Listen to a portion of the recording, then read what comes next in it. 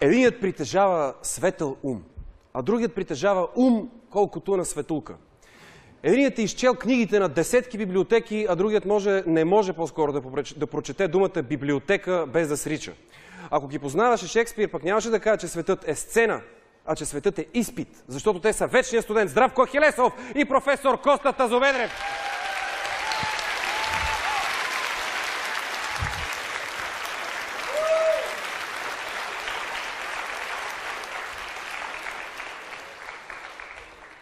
Извинете, може ли така леко да ви обера малко? Само мъничко така леко да ви обера. Може ли, а?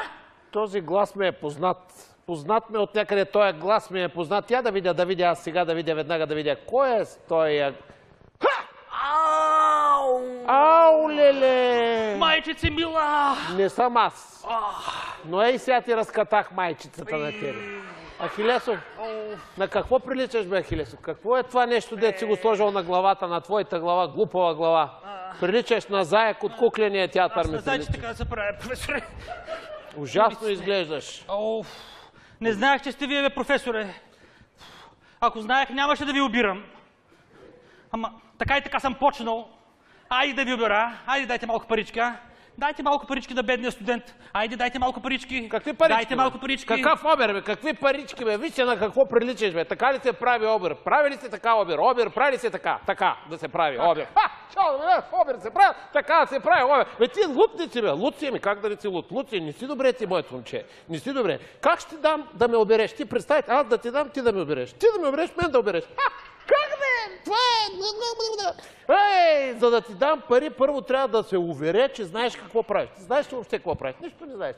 Знаеш, ама нищо не знаеш. Не мога да си дам парите на всеки срещнат престъпник, бе. И то, както изглеждаш така, после ще ми се смее, цяла България ще ми се смее. На някакъв тук чорапогашник на главата, ти дам пари, ще му дам. Браво, продължавай същия дух. Ще ги дам на някой, който поне има тройка в книжката си.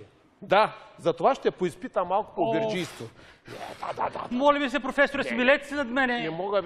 Не мога да се смеля. Дайте всичко ценно, айде, дайте ми всичко ценно. Айде, Въпрос номер 1. Какво си слагаш на лицето, когато обираш някого? Подсказвам. Като гледам, нямаш големи възможности умствени да отговориш на този въпрос.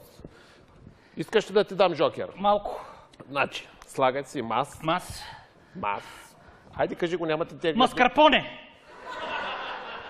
Здравко, главата ти е пълна с маскарпоне.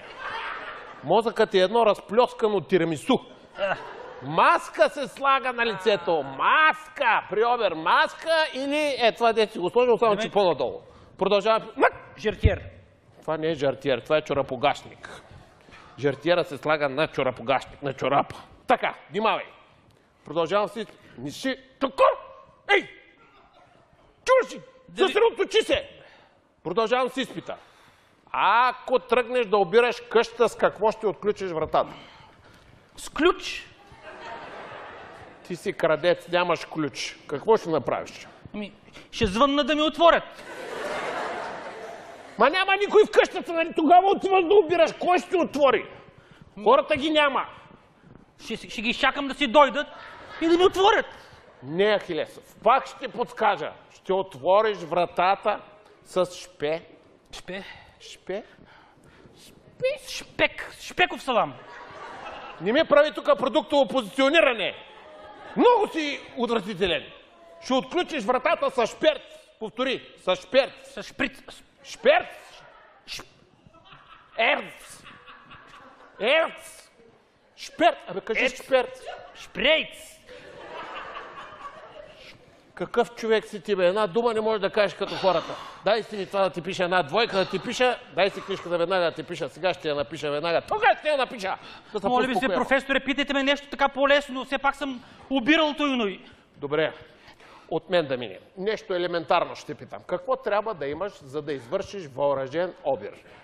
Повтарям. Въоръжен? Въображение. Не въображен, а въоръжен! Не въображен! Въоръжен обир! Идва от оръжие, а не от ображение. Значи трябва да имаш оръжие. И в тази връзка, кое оръжие ми кажи е хладно? Не! Само не ми казай това, което си извадил от хладилника. Моля се, прочетах по очите ти, прочетах. Каква глупост искаш да ми кажеш? Добре, да забравим, че съм те питал това. Какво се казва, когато насочиш оръжието към някого? И подсказвам за последен път. Казва се горе. Горе. Горе. Това го знам. Айде тогава кажи. Горе, горе, горе на черешата, горе, горе, горе на черешата, горе, горе, горе на черешата. Ще дойда, ще ти скъсам и ще отрежа ръчичките и ще отрежа на теб. Какво е това? И двамата сте на един акъл. Чакай да се го върна Няма да чакам. на момичето, че му го беше дал назаем.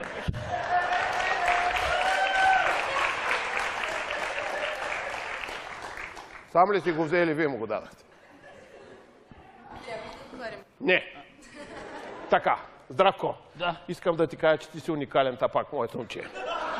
Ти пише една двойка и няма да ти дам да му береш. Но за да видиш, че съм човек, ще покажа как правилно се извършва обир. Как?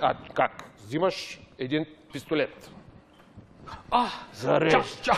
Професоре. Слагаш си чорап на главата.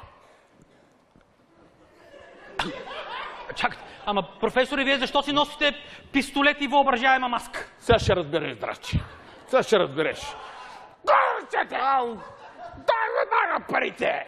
Дай всичко ценно, мръстичкако!